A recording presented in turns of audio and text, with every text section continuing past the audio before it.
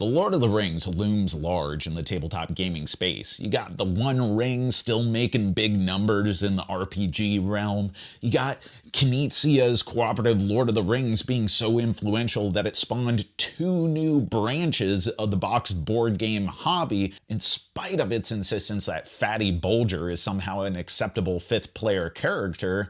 War of the Ring is so baller that it's long held a spot as one of the top 10 greatest board games of all time on BGG, and real OGs are going to remember collecting Middle Earth during the CCG boom of the early 90s, even if the sum total of actual human beings that learned how to play the game is zero. And that's all fine and well, but in this crowded market of hobbits and harfoots, it can be hard to set yourself apart, especially if you use a title that's already been used a billion times.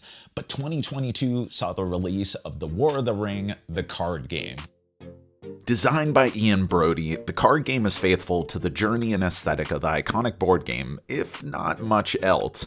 Up to 4 players control the 2 teams of Free People versus Shadow, typically running 9 rounds, that stage simultaneous narrative battlegrounds. One, a literal battleground representing iconic military conflicts from the story, the other one of 3 possible paths that the Ringbearer and company journey for this chapter.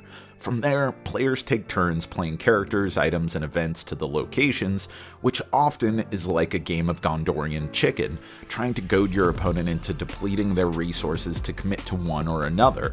While there are plenty of effects in each of the decks, most conflicts end with players passing, then a comparison of strength, defense, and wounds, which impacts who claims the location for points and what characters die, rather than going to the recycling pile for later use. Boromir? No!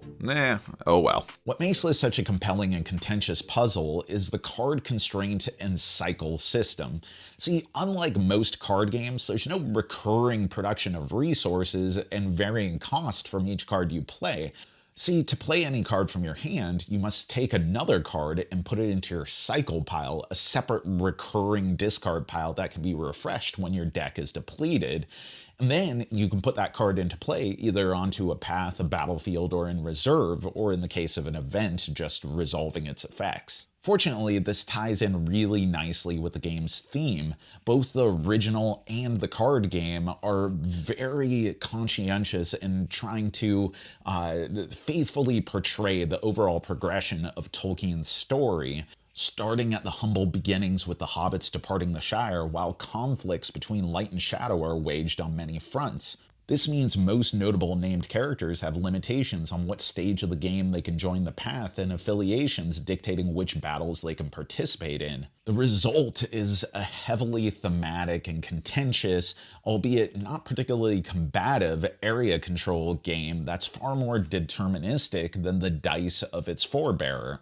But with so many unique characters, items, equipment, and events, there's plenty of room for epic turns, surprise outcomes, and devious plays. As someone who admires more than loves The War of the Ring, this more contemplative pace of gameplay is more my thing, though the game is not without its rough edges. As with Big Brother, it's a team game of 2 sides up to 4 players with factions split between 2 players on each team, which in the board game makes consolidation for a head-to-head game a cinch, but here you either play two-handed, which is never a great time, or combine your decks together and modify a couple of rules, which works mostly great and is my preferred way to play, but loses some of the deck's synergistic edge. Also, there are fewer exterior levers to pull. The dual progression of paths and battles, with some cards straddling each, is super cool, but one of the dopest things about WOTOR is rallying the varying factions into war in the first place. The sense of grand diplomacy as a third pillar of the story alongside the war and personal journey is lost. In either case, with the release of Against the Shadow, you can now journey to Mordor cooperatively or on your own, essentially boiling down to replacement cards for the entire Shadow player's deck and some locations to kit out the baddie side for automation. Against the Shadow leaves the good little hobbits of the world to play exactly the same, whereas the evil automated player, let's call him the Sauron Matan, populates a reserve and deploys cards to the path and battles based on a flowchart initially as dizzying as the depths of Moria.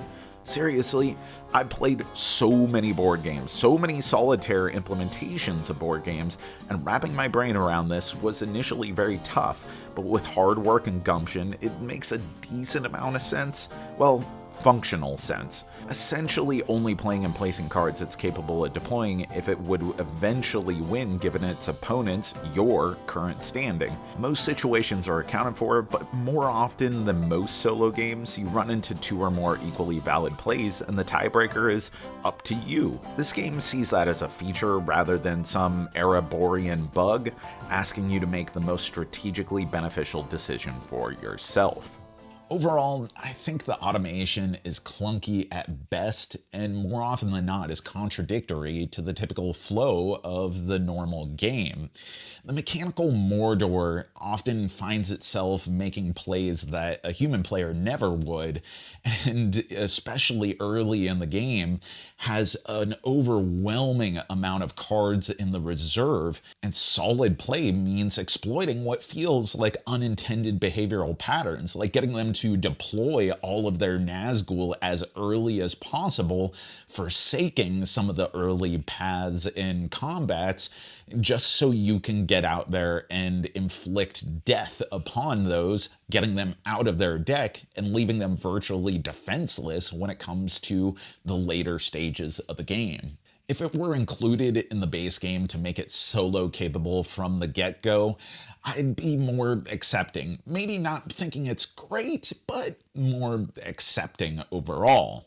As something that you gotta buy, I just wish it were more fluid or let you play as all the factions, or better yet, giving you more interesting ways to play out the game and to make up for some of those thematic holes that are missing from the original. Maybe this was the opportunity to include that diplomacy, rallying the Rohirrim or lighting the beacons of Gondor. But as it stands, this is the only official solo mode for the game we got. And I guess the ability to do some cooperative questing during date night is a nice perk to have. Though, I don't think that I'd recommend getting the War of the Ring, the card game, and this expansion if this is the only way you intend on playing the game. There's just better options out there.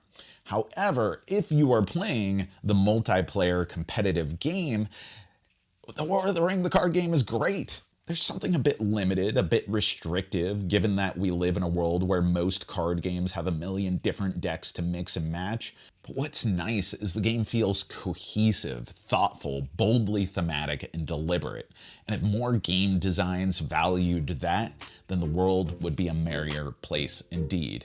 And that's our review. But let me know, what is your favorite Tolkienian game? Your favorite Lord of the Rings or The Hobbit or maybe even Silmarillion games? I gotta look into what sort of expanded universe game is out there.